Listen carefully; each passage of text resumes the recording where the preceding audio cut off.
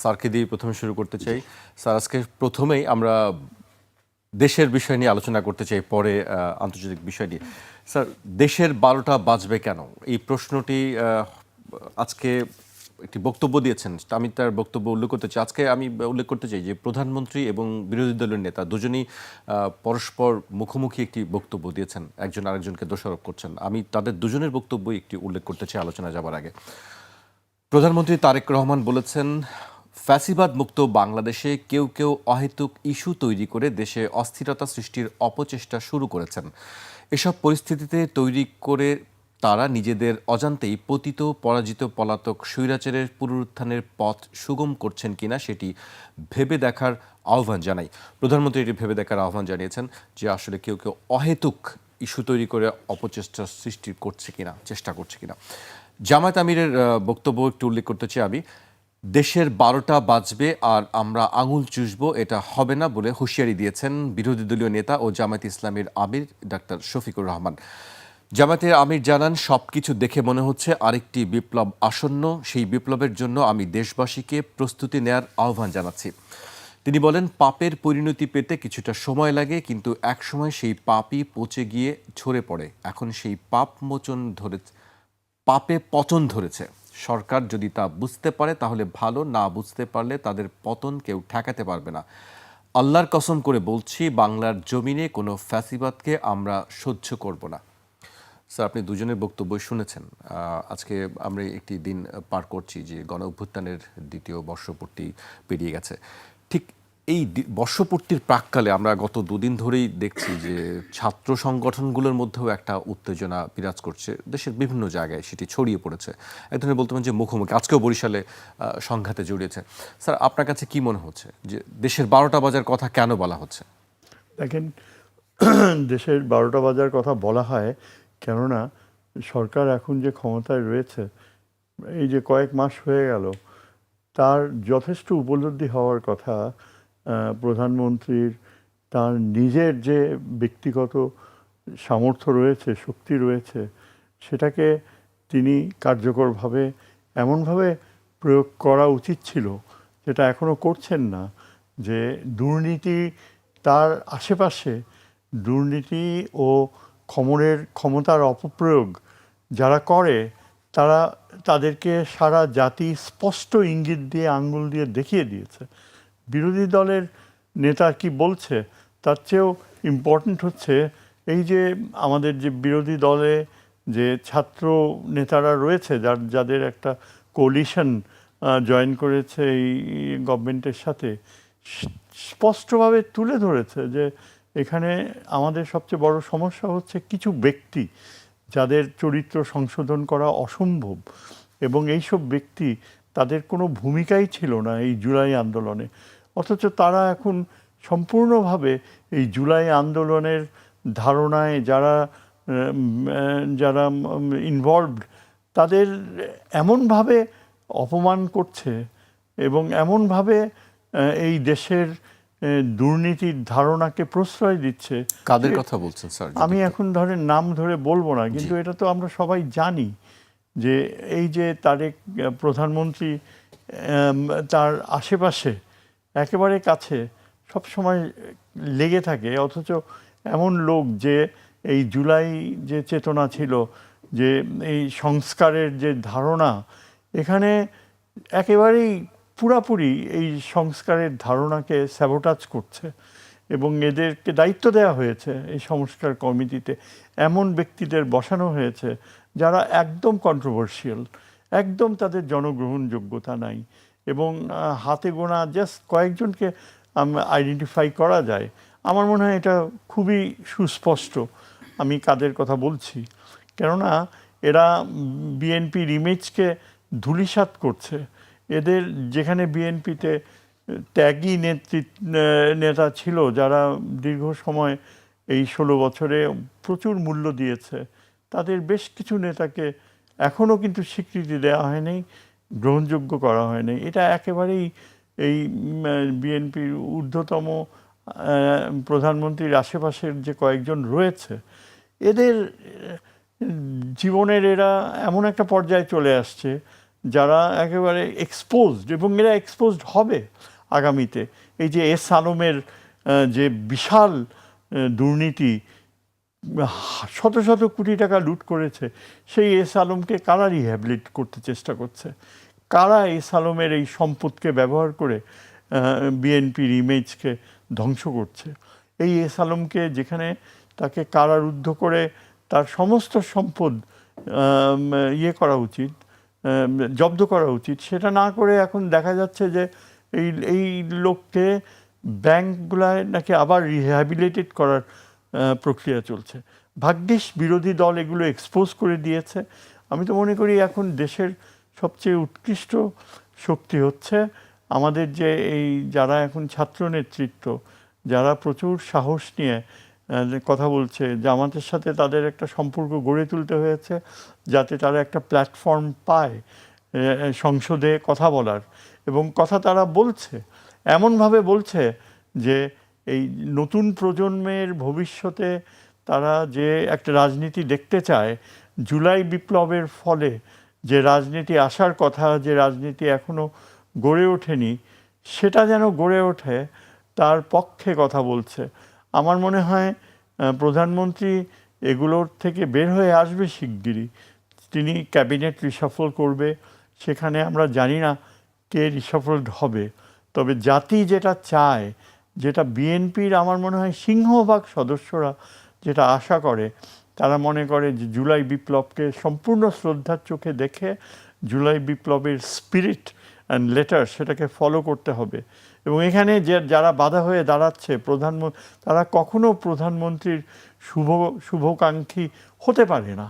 তারা এই যে চেষ্টা করেছিল ভারতের, আজকে যদি এই প্রধানমন্ত্রী যদি এত স্ট্রং অবস্থান না নিত, এই ভারতীয় যে নীতি, যে এই যে শেখ হাসিনাকে প্রশ্রয় দিয়ে রাখছে, এবং যেটা অ্যাটর্নি জেনারেল বলেছে যে সাথে সাথেই ঢাকায় আসলে এই অবৈধ প্রধানমন্ত্রীকে অ্যারেস্ট করা হবে, এবং যেখানে সবচেয়ে বড় বাধা হচ্ছে ভারত, সরাসরি তার কূটনীতিতে আমরা দেখতে পাচ্ছি আজকের এই জুলাই বিপ্লবকে ভারত রিজেক্ট করে। এবং আমার এটাই একটা, প্রধানমন্ত্রীকে আমি ভূয়সী প্রশংসা করি যে ভারতের রিজেকশনকে একেবারে তিনি ছিন্ন ভিন্ন করে ভারতকে কোনো প্রশ্রয় দেয়নি। এখন আমাদের যে অবস্থান, এটা নৈতিকতার অবস্থান। আমরা এখন ক্লিয়ারলি এই পরিস্থিতিতে দাঁড়িয়েছি যে এই সরকার, অ্যাটর্নি জেনারেল যেটা বলেছে সুস্পষ্ট, যে যদি ওই শেখ হাসিনা আসে, she will be placed in a condemned cell, she will be tried for the murder, and exactly যেটা করার সেটা সারা জাতি সেটাই চায়, ওই একটা মাফিয়া দল ছাড়া। ওই মাফিয়া দল তো কোনো রাজনৈতিক দল না। আমাদের সরকারের এই তথ্যমন্ত্রী নিজেই বলেছে যে এটা একটা মাফিয়া, একে রাজনৈতিক দল বলা যায় না। এই অবস্থান নেওয়াটা খুবই জরুরি ছিল, খুবই প্রয়োজনীয় ছিল। তবে আমার মনে হয়, আমি যেটা আগে প্রথমেই বললাম, বিএনপির ভিতরে যারা এখন এই যে দেশের যে জুলাই সনদকে নিয়ে যারা রাজনীতি করতে চাচ্ছে, যারা জুলাই সনদকে একটা বিএনপির জন্য বার্গেনিং নিয়ে করছে, তারা কিন্তু ফ্যাসিজমের দিকেই বিএনপিকে ঠেলে দিতে চায়।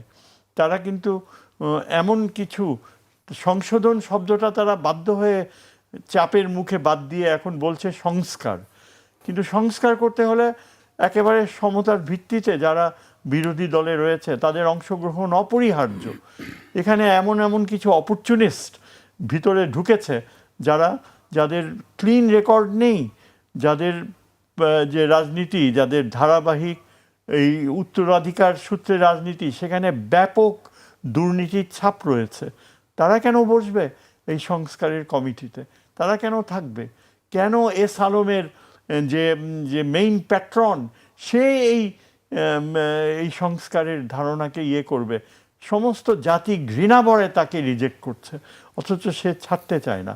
তো আমি বলবো যে অপোজিশন লিডার যে কথাগুলো বলেছে সেটা কিন্তু কনস্ট্রাকটিভ, এবং প্রধানমন্ত্রীর উচিত হবে আমি আজকে খুবই আনন্দিত হয়েছি যে আমাদের সম্মানিত চিফ কেয়ারটেকার গভর্নমেন্ট, তিনি প্রধানমন্ত্রীর পাশে স্থান পেয়েছিলেন। আজকের এই যে আমরা গণভবনকে যে জাদুঘরে পরিণত করা হয়েছে, এবং তিনি একজন বড় আর্কিটেক্ট, এবং প্রধানমন্ত্রী যে তাকে পাশে বসিয়েছে, তাকে যে যোগ্য সম্মান দিয়েছে, এটা প্রধানমন্ত্রীর আত্মা, তার যে বিবেক, সেটা আমি বুঝতে পারি যে তার বিবেক ঠিক জায়গায় রয়েছে, এবং তার বিবেকের প্রতিফলন এমনভাবে আগামীতে ঘটবে যারা দুষ্ট তাদেরকে যেন পরিহার করতে পারে।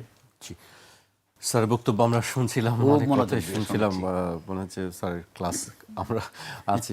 স্যারের কাছে আমি আবারও আসবো, আমি কামাল ভাইয়ের কাছে আসতে চাই। কামাল ভাই, আমি যদি জামায়াতে আমিরের বক্তব্যটি বলি, তিনি বলছেন যে সব কিছু দেখে মনে হচ্ছে আরেকটি বিপ্লব আসন্ন। মানে 2 বছরের মাথায় কেন এই ধরনের কথা বলতে হয় যে আরেকটি বিপ্লব আসন্ন? আপনার কাছে কি মনে হয় আসলে? ধন্যবাদ আপনাকে। তিনি তার একটা আশঙ্কার কথা বলেছেন, রাজনৈতিক বক্তব্য অবশ্যই সেটা, এবং সেটা এক ধরনের সতর্কবার্তা। এভাবে যদি আমরা নেই, খুব নিন্দা করার কিছু থাকে না। আবার যদি এটাকে নেতিবাচকভাবে নেই যে মাত্র 2 বছরের মধ্যে এসব বিপ্লবের কথা শুনতে হয় কেন আবার।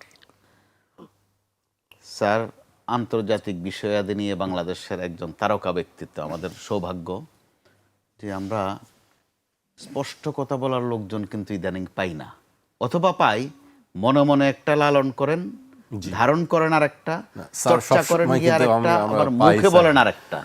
স্যার সবসময় স্যার বরাবরই যে বিশ্বাসটা তিনি স্পষ্ট করে বলেন। তো আপনি যে বলেছেন 12টা বাজবে কেন, ওই 12টা বাজার অন্যতম এক কারণ হচ্ছে স্পষ্ট কথা বলার লোকও আমাদের সমাজে এখন কিন্তু নেই বললেই চলে, নির্মোহভাবে। তো ওই ক্ষেত্রে আপনাকে ধন্যবাদ।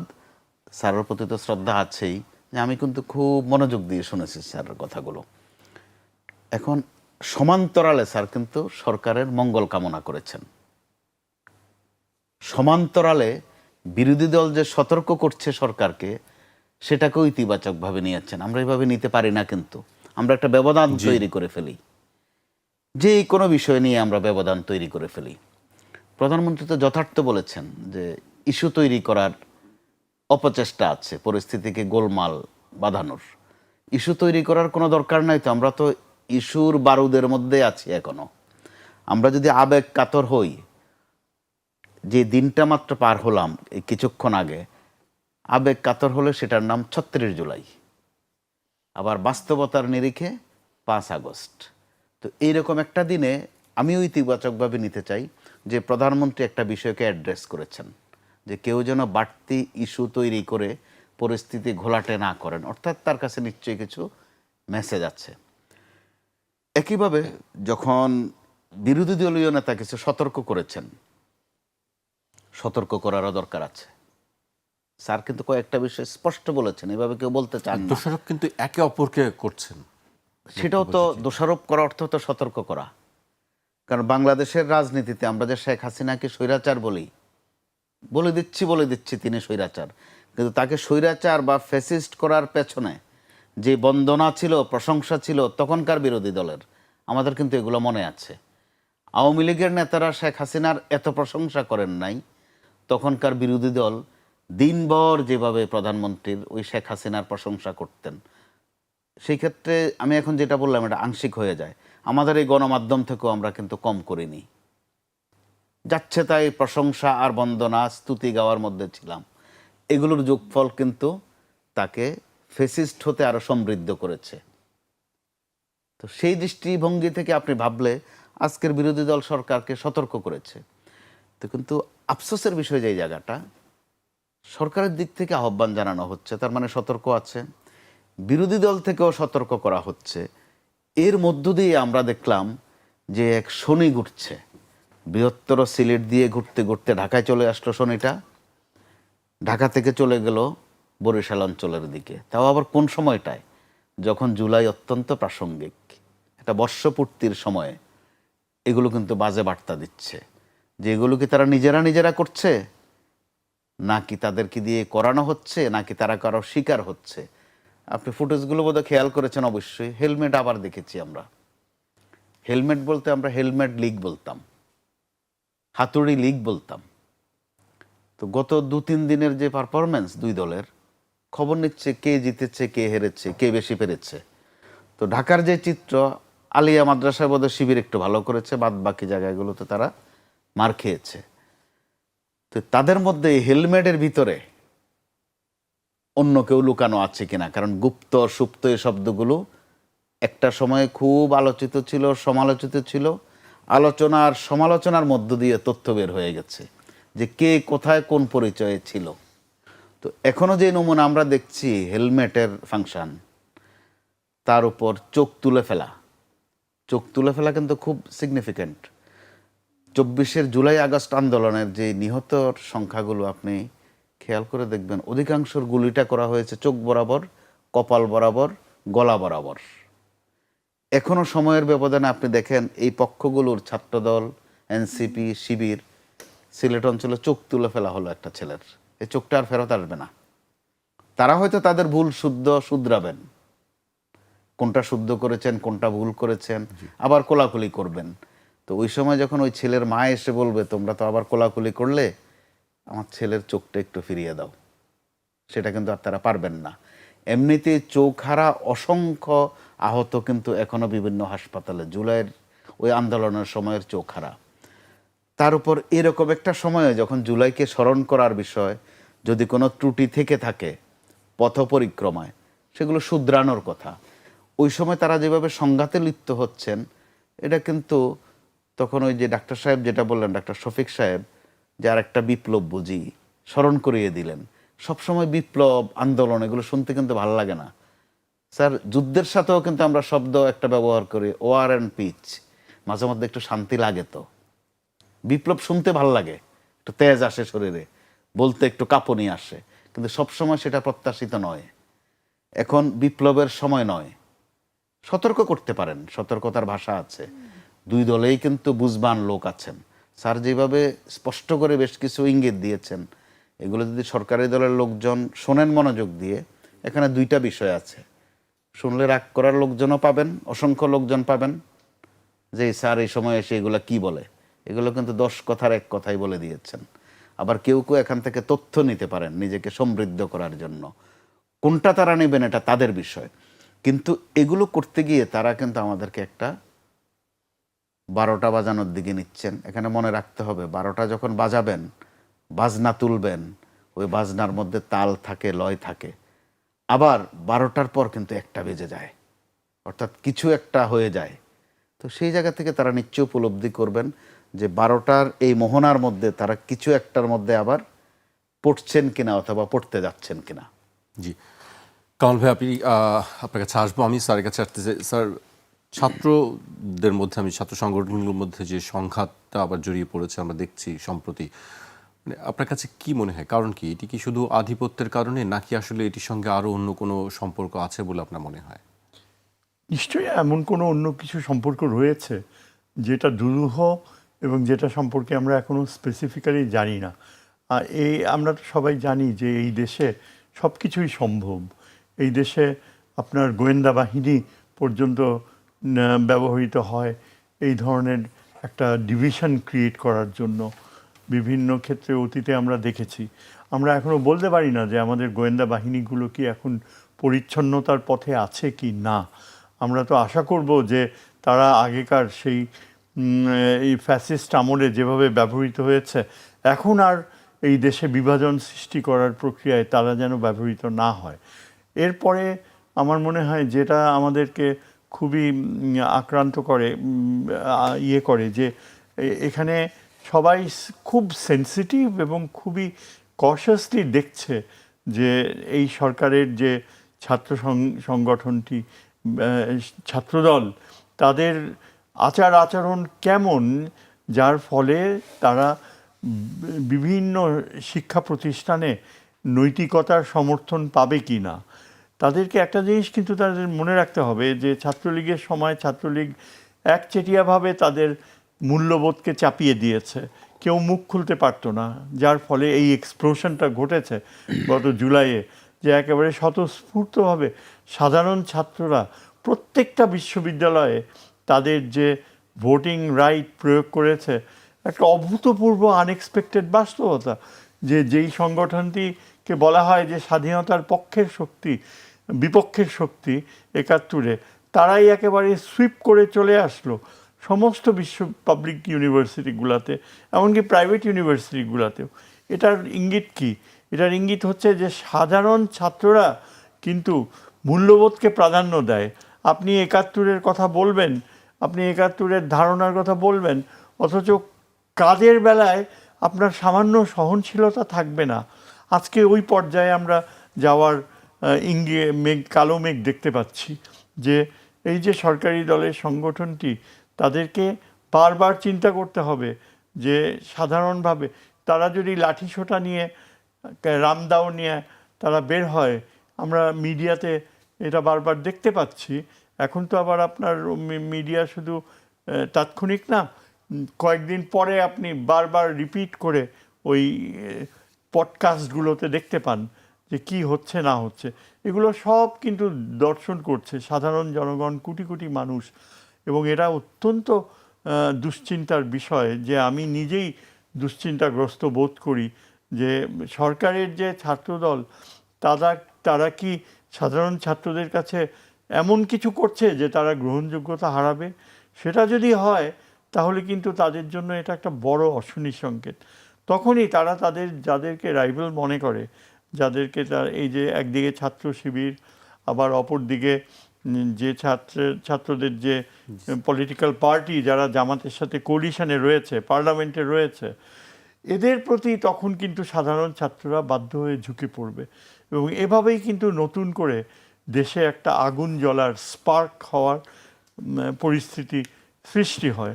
এখন কিন্তু আমরা তার পূর্বাভাস দেখতে পাচ্ছি যে আমরা তো সবাই জানি যে কিভাবে এই যে বিভিন্ন বিশ্ববিদ্যালয়গুলোতে এখন হঠাৎ করে ছাত্র দলের সাথে সংঘাত হচ্ছে ছাত্র শিবিরের, আর অন্য যে ছাত্র সংগঠনটি বিরোধী দলে রয়েছে তাদের প্রতি তো একেবারে সাপে নিউলি সম্পর্ক।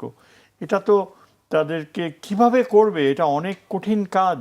কারণ হ্যাবিচুয়াল পারফরমেন্স, এই যে ছাত্রলীগ যে মূল্যবোধ সৃষ্টি করে গিয়েছে, চরমভাবে মাফিয়া স্টাইলে তারা কন্ট্রোল করত, এই মূল্যবোধকে কপি করার একটা বড় প্রবণতা থাকাটা অস্বাভাবিক না। কারণ এই যে ছাত্রদল, ওরা এখন ক্ষমতাশীল দলের অঙ্গ। তারা মনে করে যে পুলিশ, আইন প্রয়োগকারী সংস্থা সব কিছু রয়েছে তাদের পাশে। আনফর্চুনেটলি এখানে যে আইন প্রয়োগকারী সংস্থার দায়িত্বে যিনি থাকবেন, তিনি সরকারের একজন সাধারণ মানুষের এবং সরকারের যে প্রধানমন্ত্রীর অত্যন্ত আস্থাভাজন কার্যকর অর্থে হবে, এটা আমরা দেখতে চাই। প্রধানমন্ত্রী যাকে এই আপনার কি যে বলে এই পোস্টটা স্বরাষ্ট্রমন্ত্রী করবে, প্রধানমন্ত্রীর চয়েস যেন এমন না হয় যে জনগণের চয়েসের সাথে সেটা মিলছে না। আজকে যদি আপনি সাধারণ মানুষদেরকে জিজ্ঞেস করেন, 80% of the people will say যে আমরা একজন সত্যিকার অনেস্ট নিরপেক্ষ স্বরাষ্ট্রমন্ত্রী দেখতে চাই, যিনি সমস্ত পুলিশ বাহিনী, আইন শৃঙ্খলা বাহিনী শ্রদ্ধা অ্যাকসেপ্ট করবে, যার আচরণ এমন হবে যে পুলিশ বাহিনী যেন তার হারানো ডিসিপ্লিন ফিরে পায়।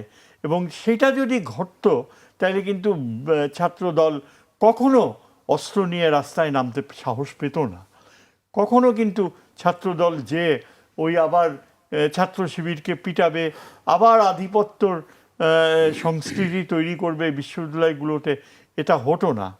এটা থামাতে হলে এখনই প্রধানমন্ত্রীকে এমন কাউকে আনতে হবে ওই পজিশনে, যিনি সর্বজন শ্রদ্ধেয়, যার নৈতিকতা ও ব্যক্তিগত জীবনে সততা রয়েছে।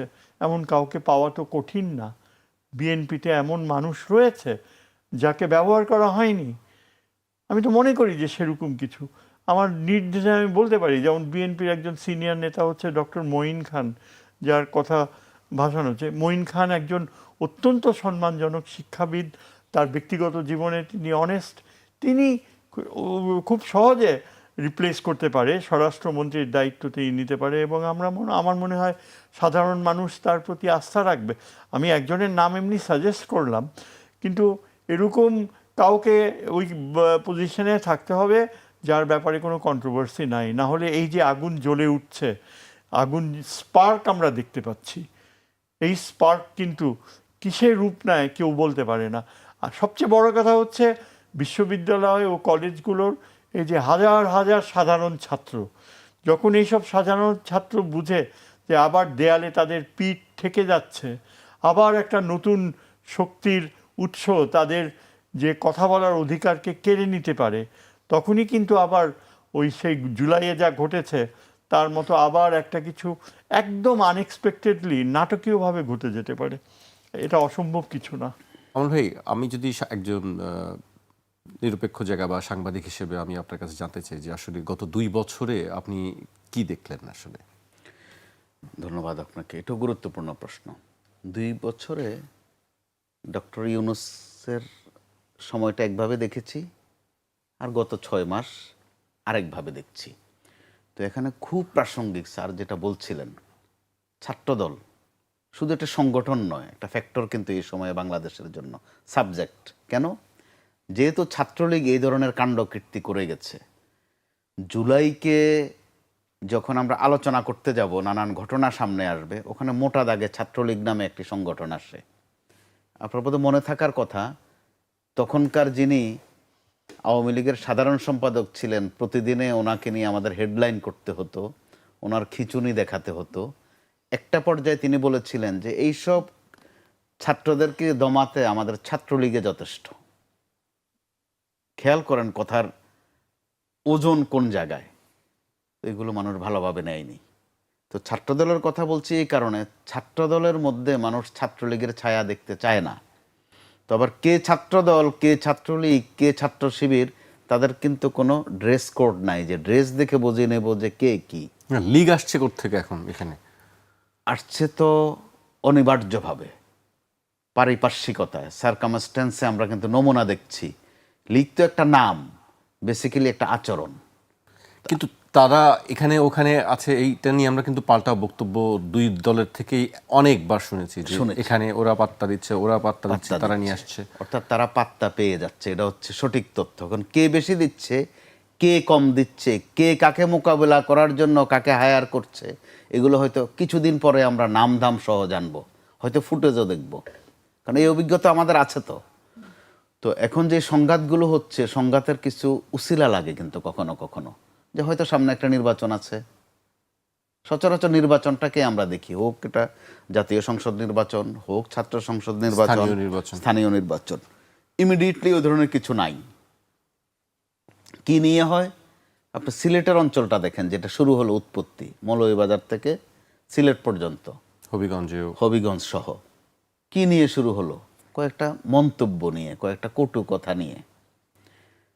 আবার ঢাকায়ও কিন্তু আমরা দেখলাম যে মুখের কাজ যত না হচ্ছে, অর্থাৎ গালিগালাজ, হাতের কাজ বেশি হয়ে যাচ্ছে, অর্থাৎ মারামারি। এগুলো তো বাজে বার্তা দিচ্ছে। মারের স্টাইল দেখেও তো নমুনা বুঝি আমরা, হেলমেট দেখলেও তো কিছু একটা বুঝে নিতে পারি। হাতে যেসব জিনিস নিয়ে তারা ঘুরছে, ওই হাঁটা চলা দেখেও কিন্তু আমরা বুঝতে পারি যে তারা কারা বা স্টাইলটা কাদের। তারা কারা যদি নাও বুঝতে পারি, যে তাদের স্টাইলটা কাদের, ঢংটা কাদের। তো ছাত্রদল প্রশ্নে একটা কথা না বললেই নয়। ছাত্রদলকে বলা হতো এক সময় যে বিএনপির প্রাণ শক্তি, নিউক্লিয়াস পাওয়ার। আপনার তো বোধহয় নিশ্চয়ই মনে আছে, 91-তে বিএনপি ক্ষমতায় আসবে, এটা কিন্তু খুব একটা আলোচনায় ছিল না। আওয়ামী লীগ তো ক্ষমতায় এসেই গেছে, শুধু তাদের পোর্টফোলিও ভাগ করাটা বাকি। তারপর এটা বাজারে ছড়ে গেছে যে কে কি হচ্ছেন। 91-তে বিএনপির ক্ষমতায় আসার পেছনে ছাত্রদলের সৌন্দর্য কিন্তু কাজ করেছিল, ছাত্রদলের শক্তি কাজ করেছিল। পরবর্তীতে ছাত্রদল কিন্তু বিএনপিকে অনেক ভুগিয়েছে, নিজেরাও তারা সংঘাত করেছে, অনেক ক্লাশ পড়েছে তাদের। এই গত আন্দোলনেও ছাত্রদলের কিন্তু একটা ব্যাপক ভূমিকা, যেটা পরবর্তীতে আমরা একটু একটু করে জেনেছি, যেখানে যিনি আজকের প্রধানমন্ত্রী, তার একটা সম্পৃক্ততা ছিল, বুদ্ধি পরামর্শ দেয়া। এবং বিশেষ করে 2, 3, 4 আগস্ট যে কোটা সংস্কার বিরোধী ছাত্রদের সাথে মিলেমিশে কাজ করা, এটা কিন্তু এক মুন্সিয়ানার পরিচয় ছিল। কিন্তু আমরা নির্বাচনের পর থেকে বিশেষ করে যেটা দেখছি, তাদের মধ্যে সংঘাতের মাত্রাটা, আক্রমণের মাত্রাটা, অন্তত অরালি যেটা করে, মুখে যেই শব্দগুলো উচ্চারণ করে, ওই সম্প্রীতিটা আর নেই। এমনকি সর্বশেষ পর্যায়ে এটা কিন্তু চরিত্র হননের জায়গায় চলে এসেছে মারাত্মকভাবে। কে কাকে কি ট্যাগ দিবে, কে কাকে কি পরিস্থিতিতে আটকিয়ে বলবে যে আমরাও একটা কট করেছি। এই শব্দটা খুব ব্যবহার হয় যে আমরা একটা কট করেছি, এটার জবাব দিতে গিয়ে তারা আরো 2টা করে কোথাও। তো আমার কাছে যেসব তথ্য আছে তাকে দেখা যাচ্ছে যে তাদের মধ্যে একটা প্রতিযোগিতা আছে। তো এই প্রতিযোগিতার নেপথ্য কারণ যেমন এখনো স্পষ্ট নয়, নেপথ্য কুশীলব স্পষ্ট নয়। আমার জন্ম জেলা কুমিল্লা, তো ওখানে একটা গ্রামীণ প্রবাদ আছে, বলা হয় যে খড়কুটায় আগুন দিয়া পেতনি থাকে দূরে খাড়াইয়া। পেতনি অর্থাৎ ভূত, কিন্তু নিম্নমানের ভূত। তো এই মুহূর্তে কোনো পেতনির কাণ্ড কীর্তি আছে কিনা ছাত্রদল এবং ছাত্র শিবির দলকে কিন্তু সিরিয়াসলি ভাবতে হবে যে তাদেরকে উস্কাচ্ছে কারা, কি নিয়ে। এখন কিন্তু কোনো হলে বা কোনো ক্যাম্পাসে গণরুম আছে বলে আমরা জানি না, বা কোনো টর্চার সেল আছে বলেও আমরা জানি না। কি আছে? একটু হিম্মত দেখানো, প্রভাব দেখানো। তো ছাত্রদের মধ্যে তো সেটা থাকে, এক ধরনের হিরোইজমের একটা ভাব থাকে। তো সেটা দেখাক। ছাত্রদলও প্রচুর মেধাবী আছে, ছাত্র শিবিরে প্রচুর মেধাবী আছে, এ নিয়ে বিতর্ক আছে যে কার বেশি আছে কার কম আছে। তো মেধার সংঘর্ষ হোক। আপনাদের তো স্লোগান ছিল কোটা না মেধা, কিন্তু আমরা মেধার চর্চা কিন্তু দেখছি না, অর্থাৎ মগজের চর্চা দেখছি না, হাতের চর্চাটা দেখে ফেলছি বেশি। এই হাতের কাজ, যে হাতের কাজ তারা এখন করছেন, এই হাতের কাজ অটোমেটিক্যালি আপনি শিরোনাম না করলেও বলতে বাধ্য হয়ে যাচ্ছে যে কে কার 12টা বাজাচ্ছেন। তবে 12টা যে বাজতে যাচ্ছে এটা নিয়ে কিন্তু কোনো বিতর্ক নাই, কার 12টা বাজবে সেটা হচ্ছে বিষয়। অর্থাৎ 12টাকে যদি আরও সাবলীল করি, সর্বনাশ হচ্ছে, সর্বনাশকে তারা আমন্ত্রণ জানাচ্ছেন। তো কোন সময়টা আবার আন্দোলন প্রশ্নে, ঐতিহাসিক সময়ের প্রশ্নে একটা পবিত্র সময়, একটা অর্জনের সময়, একটা বিপ্লবের সময়। তো ওই সময়টা তারা কিন্তু মানুষকে ধারণাটা ভালো দিচ্ছেন না, কোনো সংগঠনে না। ছাত্র শিবিরকে আমরা মেধাবী মনে করি যে তাদের ওখানে মেধাবীর সংখ্যা বেশি, কিন্তু তাদের সম্পর্ক যত কয়েকদিন ধরে রাজশাহী ইউনিভার্সিটিতে, বেগম রোকেয়ায়, এমনকি ঢাকা বিশ্ববিদ্যালয়ে যেসব আচরণ দেখছি এগুলো কিন্তু শিবিরের সাথে যায় না। শিবিরকে এমন মনে করা হয় যে তারা একটু কুসুম কুসুম মেধাবী থাকে, একটু শালীন থাকে, কিন্তু ওখানে আমরা ব্যত্যয় দেখছি। আবার ছাত্রদল যেহেতু ক্ষমতাসীন দলের সংগঠন, তাদের কিন্তু দায়িত্ব বেশি, তারা সবচেয়ে বড় সংগঠন বাংলাদেশে। বিএনপি আপনি করেন আমি না করি তাতে কারো কিচ্ছু যায় আসে না। বিএনপি একটি বৃহৎ সংগঠন, তার উপর ক্ষমতায় আছে বিশাল সমর্থন নিয়ে। তো তাদের এটা সবার আগে কিন্তু উপলব্ধি করার বিষয় আছে। মুরব্বীর কিন্তু দায়িত্ব বেশি, যে বড় তার দায়িত্বও বেশি। কিন্তু আমরা দেখি একইভাবে যেমন ছাত্র সংগঠনে গোলমাল বাজছে, বৃহত্তর অর্থাৎ মাদার সংগঠনের মধ্যেও কিন্তু গোলমাল বাজছে। কি নিয়ে একটাও কিন্তু স্পষ্ট নয়। আপনি দেখেন বিদ্যুতের এই পরিস্থিতি, এ নিয়ে কথাবার্তা নেই। হঠাৎ করে বাজার আবার চড়ে গেল, এ নিয়ে কথাবার্তা নেই। কি নিয়ে? কিছু শব্দ নিয়ে, কোনটারে সংস্কার কয়, কোনটারে সংশোধন কয়, কি এক তর্জমা যেন আমাদেরকে আবার শিখাচ্ছেন, তারা অভিধান শিখাচ্ছেন। সাধারণ মানুষও তো বোঝে যে সংস্কার বলেন আর পরিবর্তন বলেন, আর যদি মনে করেন যে ঝামেলা আরো দূর করবেন, এগুলো কঠিন কঠিন বাংলা, তো একটু মেরামত তো হওয়া দরকার। আপনাদের মেরামত শব্দটাই ব্যবহার করেন না। জি, তো মেরামত যে হওয়া দরকার এটা তো দুই পক্ষই বলেছিলেন, ঘোষণা দিয়ে বলেছিলেন। তো এখন এই মেরামতের জায়গায় সংস্কার ভালো, সংশোধন খারাপ, কি এক ওই যে শব্দবোমা ছোড়ার মতো এক বাহাস করছেন। এই বাহাসের মধ্য দিয়ে নিজেরা নিজেদের চরিত্রকে কিন্তু আরেকভাবে সামনে আনছেন। তো এই ক্ষেত্রে ওনাদের স্মরণ করা দরকার আছে যে এইসব পেঁচাল বেশি পারলে কি হয়। জি, আপনি যদি 2, 3, 4, 5 তারিখের কিছু ঘটনা উল্লেখ করেন যে শেখ হাসিনার অথবা তাদের ওই সরকারের কাজকর্মে কিন্তু এত ভেজাল লাগেনি, সেটার দিকে তো তারা সুশীল হয়ে গিয়েছিলেন। শেখ হাসিনা তো বলেই ফেলেছিলেন যে গণভবনের দরজাটা খোলা আছে। জবাবটা কি এসেছিল যে দরজাটা কি জন্য খুলেছেন, বেরিয়ে যাবেন এই জন্য নাকি আমরা ঢুকবো ওই জন্য? অর্থাৎ মানুষের মুখ কিন্তু আটকে রাখা যায় না যদি অতিমাত্রায় ত্যক্ত বিরক্ত করে ফেলা হয়।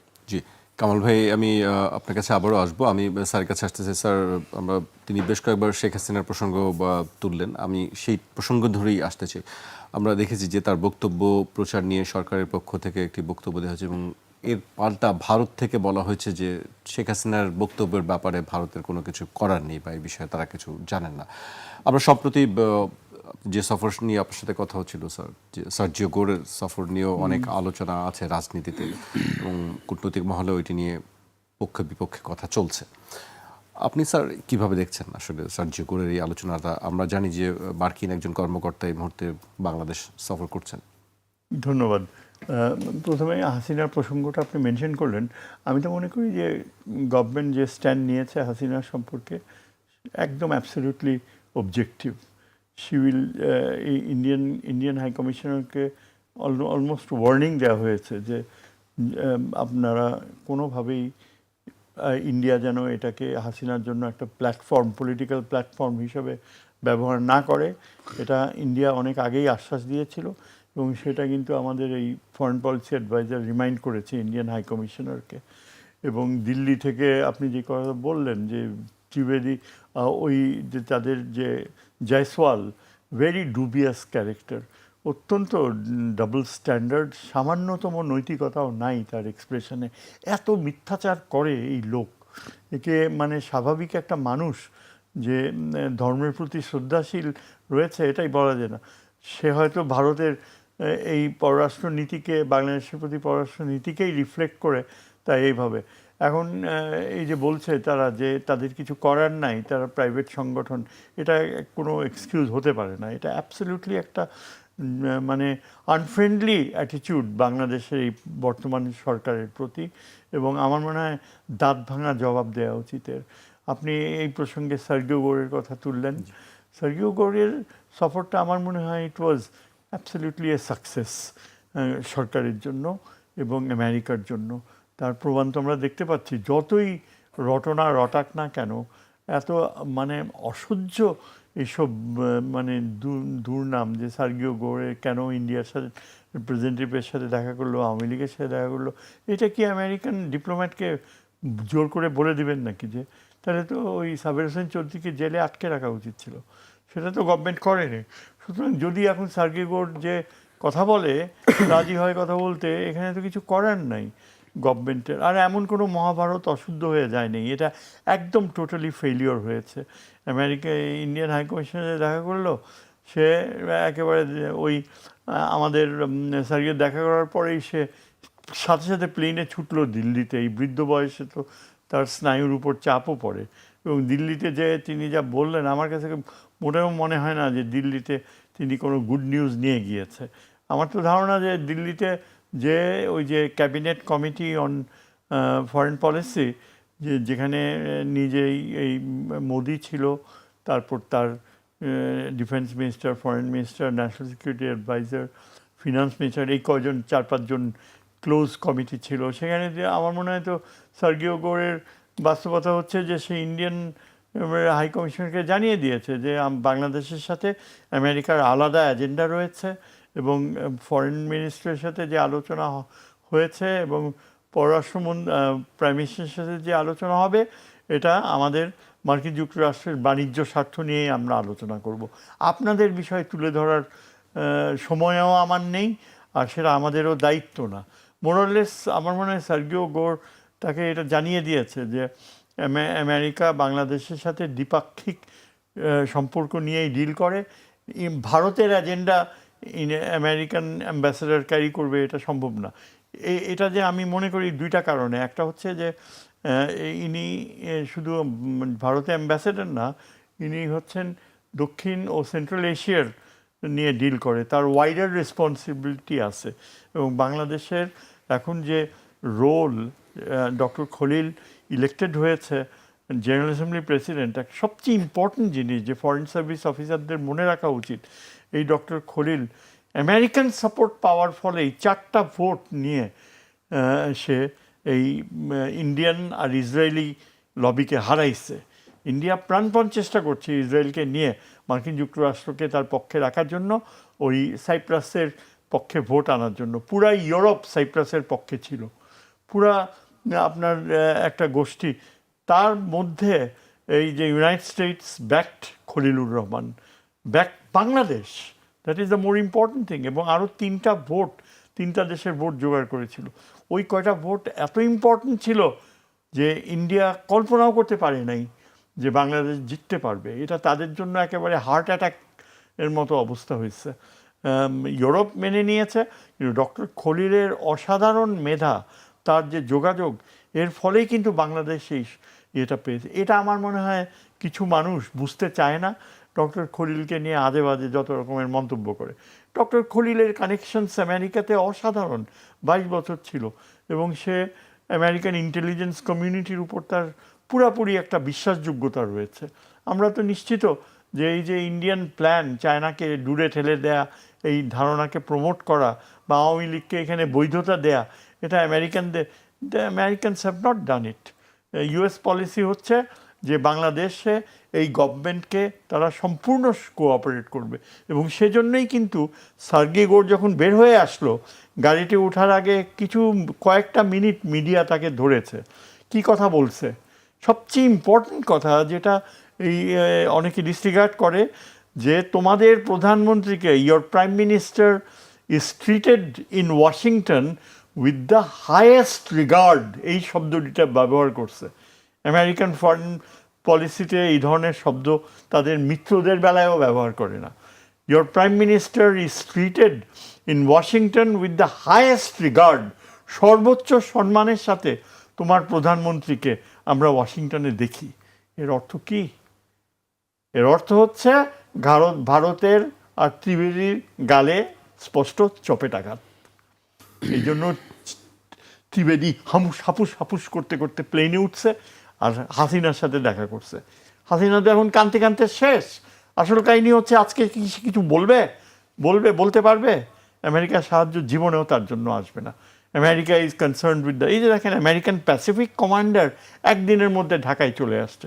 আমি ওই ভিডিও ক্লিপিংটা দেখলাম। He is the Pacific commander, full admiral, এবং পুরা ইন্ডিয়ার বাপেরও সাধ্যি নাই যে প্যাসিফিক কমান্ডারের যে বাংলাদেশের সাথে সম্পর্ক সেটাকে সামান্য ইনফ্লুয়েন্স করবে। আমি দেখলাম যে সে আমাদের নেভি চিফের সাথে মিট করছে। নেভি চিফ হচ্ছে হাইলি কোয়ালিফাইড, তার ব্যাকগ্রাউন্ড দেখেন, অল থ্রু সে টপ রেকর্ড বহন করে আসছে। এবং আমি নিশ্চিত যে মার্কিন যুক্তরাষ্ট্রের সাথে এখন আমাদের যে আলাদা একটা নৌবাহিনীর সম্পর্ক গড়ে উঠবে, সেটা বে অফ বেঙ্গলে বাংলাদেশকে নতুন করে প্রতিষ্ঠিত করবে। কিন্তু তার চেয়ে ইম্পর্ট্যান্ট হচ্ছে যে চীনের ব্যাপারে মার্কিন যুক্তরাষ্ট্রের কোনো আপত্তি নাই যে সম্পর্ক গড়ে উঠছে, যে আমাদের যে নিরাপত্তার সহযোগিতা। সবচেয়ে বড় কথা ওই যে করিডোর, মার্কিন যুক্তরাষ্ট্রের কোনো আপত্তি নেই। এবং ইন্ডিয়া এটা রটাতে চেষ্টা করছে, সার্গিও গোর নাকি এখন করিডোর বন্ধ করে দেবে। এই corridor it's a trade corridor. বারবার ফরেন মিনিস্টার এটা বলছে যে এটা ওই সিটওয়ে হয়ে যে আসবে, বাংলাদেশের সমস্ত পণ্য সেখানে আমেরিকাতে অনেক কম সময়ে অনেক কম খরচে যাবে। এবং এটা আমি তো একটা বাংলাদেশের অত্যন্ত গুরুত্বপূর্ণ যে সংস্থা যারা এটা নিয়ে ইন্টেলিজেন্স কমিউনিটি ডিল করে, তাদের ধারণাও সুস্পষ্ট। বাংলাদেশ যথাশীঘ্র এই ট্রেড করিডোর দেওয়ার ব্যাপারে চায়নাকে অলরেডি গ্রিন সিগন্যাল দিয়েছে, এবং আশা করি আমি ভেবেছিলাম হয়তো মান্দালয় হয়ে, কুনমিং হয়ে, মান্দালয় হয়ে ডিরেক্টলি কক্সবাজারে চলে আসবে। তাইলে কিন্তু 3,500 কিলোমিটার হতে পারতো, যেটা আর কি আপনার আসাম থেকে যে ট্রেন যায় ডিব্রুগড় থেকে, একেবারে ওই যে রাজস্থানের শেষ মাথায় যে থামে লালগড়, হ্যাঁ, এটাও একই ডিস্টেন্স, কিন্তু প্রত্যেক দিন ভারতের একটা করে ট্রেন যাচ্ছে। তো সেটা যদি হয় তাহলে আমাদের এখান থেকে 3,000 কিলোমিটার কভার করতে পারবে না। কিন্তু সিটওয়ে হয়ে নাকি হওয়ার সম্ভাবনা বেশি। সিটওয়ে যদি আসে তাহলে এটা 3,500, প্রায় 4,500 কিলোমিটার হবে। এখন আমার মনে হয় যদি 6 মাসের মধ্যেই চায়না তৈরি করে ফেলবে, তখন আমরা 2 দিনে ঢাকা থেকে ট্রেনে কুনমিং যেতে পারবো। আমাদের মাল যাবে, চায়নার জিনিস আসবে, এবং চায়নার এই লাইন করার ফলে আমাদের বিশাল একটা ফরেন এক্সচেঞ্জ ইনকাম হবে আপনার পোর্টে। এইসব পজিটিভ অ্যাচিভমেন্ট, ডক্টর খলিলের পক্ষে এটা করা সম্ভব। কিন্তু কোনো দুর্বৃত্ত যদি নিজে ক্রেডিট নেওয়ার জন্য বলে এটা একেবারে শেষ করে দিল বাংলাদেশকে।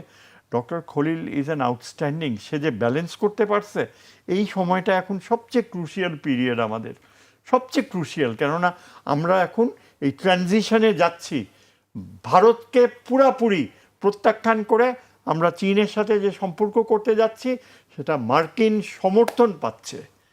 এটাই হচ্ছে সত্যি কথা। এবং সেটা ডক্টর খলিল করতে পারছে তিনি, বিকজ সে পুরা মার্কিন সমর্থন নিয়ে জাতিসংঘের প্রেসিডেন্ট হতে পেরেছে। চীন এখন দেখেন চাইনিজ অ্যাম্বাসেডর ঢাকায় কত অ্যাক্টিভ, অসাধারণ। সে প্রত্যেক দিন সেমিনারে যাচ্ছে, বিসে যাচ্ছে। চায়নার সাথে আমাদের সাধারণ যে গভর্নেন্সের ব্যাপারে একটা সম্পর্ক গড়ে উঠছে। China is very satisfied with us. Sir BRICS নিয়ে কি বলবেন? ব্রিক্স নিয়ে কি বলবেন? ব্রিক্স এখন আমাদের ইমিডিয়েটলি কোনো প্রয়োজন নাই। ব্রিক্স কি করবে আমাদের? আমাদের যে ওয়েস্টার্ন আমেরিকার সাথে যে ট্রেড, যে গার্মেন্টসের যে ইনকাম, এবং যে ভবিষ্যতে আমাদেরকে আমেরিকার সাথে আরও অনেক সুবিধা আদায় করে নিতে হবে। যত আমরা চায়নার সাথে সম্পর্ক গভীর করব, এবং ব্রিক্সের ব্যাপারে চায়না আমাদেরকে পুরা সমর্থন দেবে।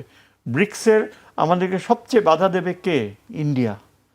ব্রিক্সে আমাদেরকে মূলা দেখাবে ইন্ডিয়া, কিন্তু ইন্ডিয়া গত বছরও কিন্তু আটকিয়ে দিয়েছে ইন্ডিয়া। আর যতদিন ইন্ডিয়া ব্রিক্সে থাকবে, ব্রিক্সের কোনো ফিউচার নাই। ইন্ডিয়া যেখানে ঢোকে আন্তর্জাতিক সংগঠন, সেটা তারা ধ্বংস করে দেয়। দেখেন এই যে বিমস্টেক, এর কোনো অ্যাক্টিভিটি আছে? ইন্ডিয়া বিমস্টেককে তৈরি করেছে সার্ককে ধ্বংস করার জন্য। আমরা চাই সার্ক রিভাইটালাইজড হোক।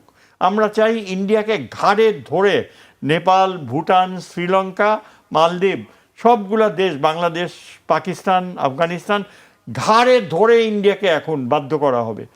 যে ইন্ডিয়া মনে করতো যে বাংলাদেশের উপর তাদের কর্তৃত্ব থাকবে, সেটা এখন আমরা আল্লাহর রহমতে, সৃষ্টিকর্তার রহমতে সেখান থেকে আমরা বের হয়ে আসতে পারছি। এজন্য আমি আমাদের প্রধানমন্ত্রীকে ক্রেডিট দেই। প্রধানমন্ত্রী কিন্তু জিরো এই অবস্থান নিয়েছে, এবং আই এম ভেরি হ্যাপি যে সে দিল্লিতে যাচ্ছে না। দিল্লিতে যাওয়ার কোনো প্রয়োজন নাই। দিল্লিতে যাওয়ার তার চেয়ে আরও ইম্পর্ট্যান্ট হচ্ছে আমাদের এখন চীন আর আমেরিকাকে ব্যালেন্স করে আমার বাংলাদেশের যে ভবিষ্যৎ, যে ট্রেড ডেফিসিট, আমাদের যে করুণ অবস্থা, সেটা অর্থনীতিটাকে বের করে আনা। এবং সেই বিষয়ে মার্কিন যুক্তরাষ্ট্র আর চীনই হচ্ছে আমাদের সবচেয়ে বড় সঙ্গী। জি, আমাকে স্যার এখানেই শেষ করতে হচ্ছে।